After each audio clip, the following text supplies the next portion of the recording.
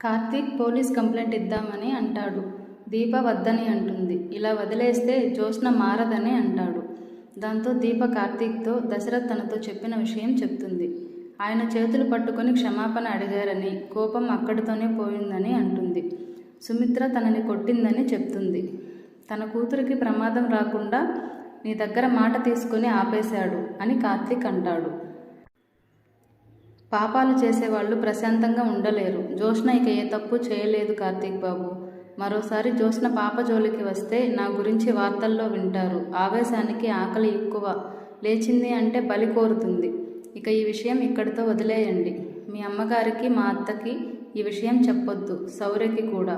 జ్యోత్స్నది ఏ తప్పు లేదు. తను చూసింది అబద్ధం అని చెప్పాలి. లేదంటే అది రోజు భయపడుతుంది. నేను జ్యోత్స్నకి దక్కలేదు అన్న కోపమే కదా మీ మీద కోపం. మీరు లేకపోతే నేను తనకు దక్కుతాను అని తన ఉద్దేశం. ఈ మాట గుర్తుపెట్టుకుంటా దీప. ఎక్కడో ఒక చోట గట్టిగా సమాధానం చెప్పాల్సిందే. ముందు మనం ఇంటికి వెళ్దాం పద. వెళ్ళిన తర్వాత నీకు ఒకటి చెప్పాలి అని కార్తీక్ అంటాడు. మనసులో నువ్వే నా ప్రాణదాతవని నాకు నిజం తెలిసిపోయిందని చెప్తా దీప అని అనుకుంటాడు. దీపని ఊరికే వదిలేయకూడదురా, తగిన బుద్ధి చెప్పాలి అని శివనారాయణ అంటాడు. ఆధారాలు తీసుకొస్తా అని వెళ్ళింది కదా, వదిలేయండి నాన్న అని దశరథ్ అంటాడు.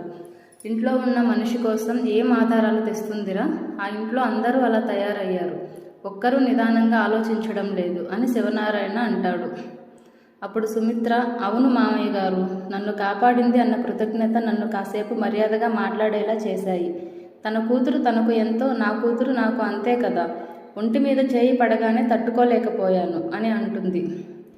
నిన్ను నేను అర్థం చేసుకోగలను సుమిత్ర, కానీ ఒకవేళ తప్పు మన కూతురు చేసిందని తేలితే అప్పుడు ఏం చేస్తావు అని దశరథ్ అంటాడు. నా కూతురు ఏ తప్పు చేయలేదు అని నేను నమ్ముతున్నా కాబట్టి చెంపదెబ్బ దీపకు తగిలింది. లేదంటే జ్యోత్స్నకు తగిలేది. నేను తప్పును సమర్థించును, ఎవరినైనా వదలను.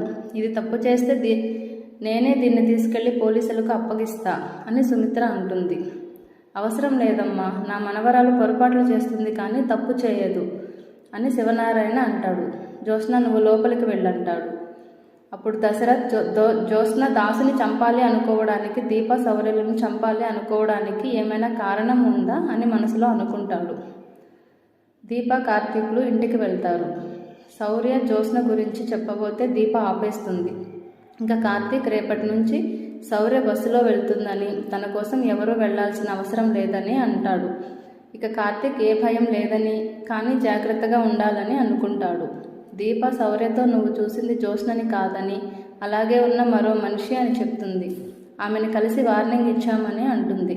ఇక ఈ విషయం మర్చిపోమ్మని, ఎవరికి ఏం చెప్పొద్దని అంటుంది. ఇక కార్తీక్ దీప కోసం మజ్జిగ తీసుకొస్తాడు. ఇక శౌర్య కార్తీక్తో తన లాకెట్ పోయిందని సారీ చెప్తుంది. దాంతో దీప మళ్ళీ పోగొట్టేశావా, అది రెండోసారి కూడా పోయింది అని దీప అంటే, కార్తీక్ మొదటిసారి ఎప్పుడు పోయింది అని నిజం చెప్తుందేమో అని అడుగుతాడు. అది మీ ప్రాణదాతది కదా అని దీప అంటే, నీది కాకూడదా అని కార్తీక్ అంటాడు. పాపతో సారీ వాపస్ తీసుకోమని, నా ప్రాణదాత నన్ను వదిలేసిపోదని, ఎప్పటికీ నాతోనే ఉంటుందని అంటాడు. దీప మనసులో నిజం తెలిసిపోయిందా అని అనుకుంటుంది. అమ్మ నీ ప్రాణదాత, అమ్మని అడుగుతున్నా అని శౌర్య అంటే, మీ అమ్మ నా ప్రాణదాతే. మీ అమ్మ పెద్ద ప్రాణదాత, లాకెట్ చిన్న ప్రాణదాతది అని చెప్తాడు. ప్రాణం పోయినా లాకెట్ పోగొట్టుకోను అని బయటకు తీస్తాడు. అందరూ సంతోషిస్తారు. నీకు దొరికిందా నాన్న అని పాప అడిగితే, నా ప్రాణం కదా, ఎక్కడున్నా నన్ను వెతుక్కుంటూ వస్తుందని అంటాడు. కార్తీక్ బాబు నిజం తెలిసినట్లు మాట్లాడుతున్నాడేంటి అనుకుంటుంది దీప. దీంతో ఇవాళ ఎపిసోడ్ ముగిసింది. Please subscribe to my channel friends.